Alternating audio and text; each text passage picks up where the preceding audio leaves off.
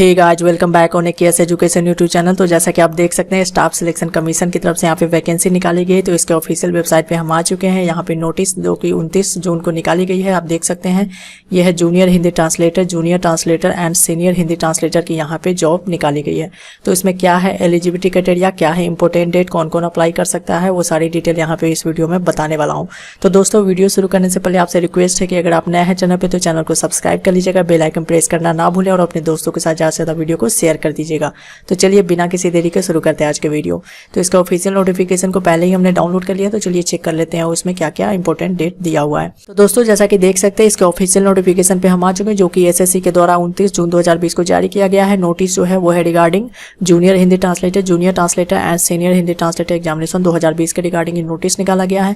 यहाँ पे जो रिक्रूटमेंट है, इसमें जो एप्लीकेशन फॉर्म आप ऑनलाइन अप्लाई कर सकते हैं और उसका डेट जो है 29 जून से लेकर के 25 जुलाई तक इसमें अप्लाई कर सकते हैं। अब यहाँ पे देख लेते हैं कि ऑनलाइन पेमेंट का जो है 27 जुलाई 2020 रखा गया है यहाँ पे डेट। और यहाँ पे अगर चालान के द्वारा आप अगर ऑफलाइन में जो है फी पेमेंट करना चाहते हैं तो चालान जनरेट का डेट है, आप 29 जुलाई 2020 तक चालान जनरेट कर सकते हैं और 31 जुलाई तक इसमें फी पेमेंट कर सकते हैं चालान के द्वारा। और यहाँ पे देख लीजिए, पेपर 1 जो सीबीटी एग्जाम होगा वो 6 अक्टूबर 2020 को यहाँ पे कंडक्ट करवाए जाएंगे।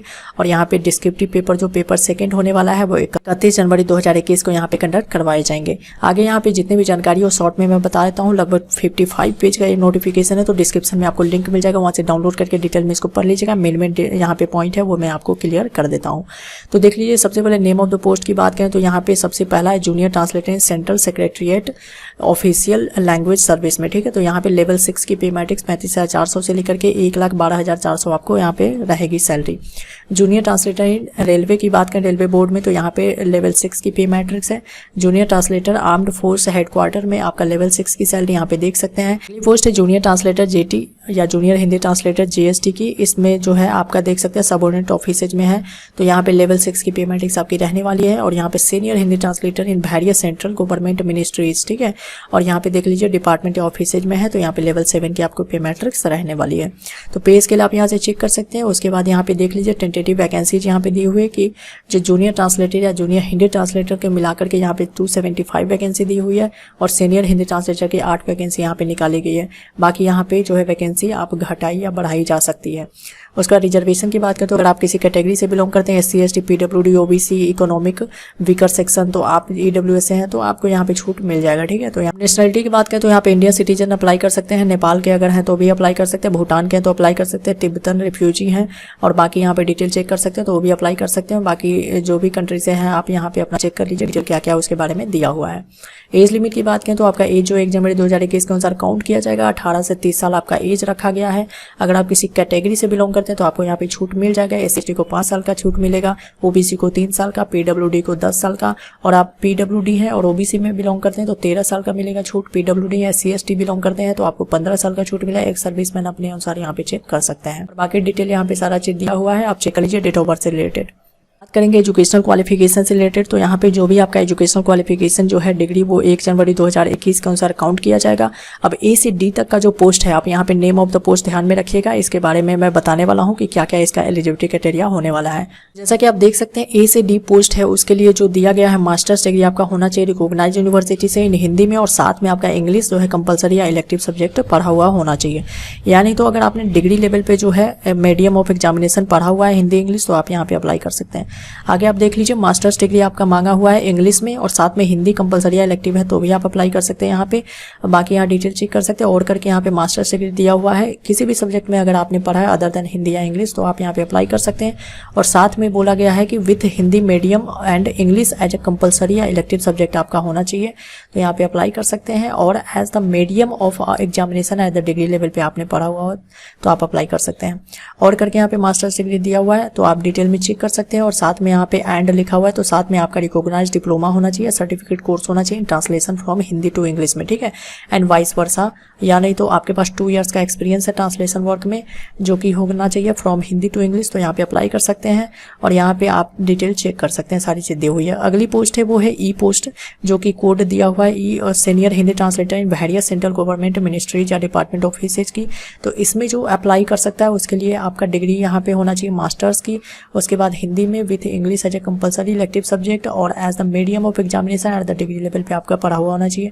और यहाँ पे देख लीजिए मास्टर्स डिग्री यहाँ पे मांगा हुआ है, तो आप डिटेल यहाँ पे चेक कर सकते हैं, यहाँ पे दिया हुआ है सारा चीज़, और साथ में डिप्लोमा या फिर सर्टिफिकेट कोर्स आपने किया हुआ है इसमें, तो अप्लाई कर सकते हैं। अब अप्लाई कैसे करना है, तो आप इसके ऑफिशियल वेबसाइट पे जा सकते हैं, उस पे जाकर के अप्लाई करना है, और लास्ट में मैं यहाँ पे आपको बता दूंगा कि किस तरह से आपको अप्लाई यहाँ पे करना है। एप्लीकेशन फी की बात करें तो 100 रुपीज़ यहाँ पे एप्लीकेशन फी रखी गई है। अगर आप किसी कैटेगरी से बिलोंग करते हैं, SC ST या फिर वुमेन्स कैंडिडेट हैं, एक सर्विसमैन है, PWD है, तो यहाँ पे कोई आपको फी नहीं पे करना पड़ेगा। का payment Bhim UPI net banking या फिर आप वीजा मास्टर का मैस्ट्रो का रुपए क्रेडिट और डेबिट कार्ड से यहाँ पे कर सकते हैं। एग्जाम सेंटर की बात करें तो यहाँ पे एग्जाम सेंटर सभी रीजन के लिए दिया हुआ है। यहाँ पे देख लीजिए exam centres and centre code यहाँ पे साथ में दिया हुआ है, और यहाँ पे रीजन्स उसके दिया हुआ है कि कौन कौन से रीजन है यहाँ पे, और एड्रेस उस रीजन का, और ऑफिशियल वेबसाइट भी यहाँ पे दिया हुआ है। तो देख लीजिए आपका जो भी है यहाँ पे रीजन बिहार एंड उत्तर प्रदेश का यहाँ पे एग्जाम सेंटर का जो है डिटेल दिया हुआ है, और यहाँ पे उसका वेबसाइट और एड्रेस का भी पता दिया हुआ है। उसके बाद आप ईस्टर्न रीजन का चेक कर सकते हैं, इसी तरह कर्नाटका या जो भी आपका केरला रीजन है वहाँ का चेक कर सकते हैं, और यहाँ पे मध्य प्रदेश या सब रीजन MPR के चेक यहाँ पे कर सकते हैं। नॉर्थ ईस्टर्न रीजन है, नॉर्थ रीजन है, यहाँ पे देख लीजिए नॉर्थ वेस्टर्न सब रीजन है, साउथ रीजन है, उसके बाद यहाँ पे वेस्टर्न रीजन दिया हुआ है। तो सारा डिटेल यहाँ पे दिया हुआ है, एक बार डाउनलोड करके जरूर पढ़ लीजिएगा। इस यहाँ पे स्कीम ऑफ एग्जामिनेशन की बात करें तो डेट ऑफ एग्जाम की बात करें तो ये पहले ही मैंने बता दिया कि 6 अक्टूबर 2020 को आपका पेपर 1 का एग्जाम होगा, जो कि ऑब्जेक्टिव टाइप का होगा। कंप्यूटर बेस्ड CBT मोड में यहाँ पे एग्जाम कंडक्ट करवाए जाएंगे, और इसमें सब्जेक्ट जो होगा जनरल हिंदी और जनरल इंग्लिश आपसे पूछा जाएगा, जो कि 100 मार्क्स के जनरल हिंदी होंगे, 100 क्वेश्चन होंगे, ठीक है, और जनरल इंग्लिश के भी 100 मार्क्स 100 क्वेश्चन होंगे, 2 आवर्स का एग्जाम होगा। और बाकी यहाँ पे चेक कर सकते हैं डिटेल। और दूसरा जो एग्जाम होगा पेपर 2 डिस्क्रिप्टिव टाइप का होगा, जो कि 31 जनवरी 2021 को यहाँ पे कंडक्ट करवाए जाएंगे। लेसन एंड एसे आपसे पूछा जाएगा, जो कि 200 मार्क्स का होगा, 2 घंटे का एग्जाम यहाँ पे लिया जाएगा।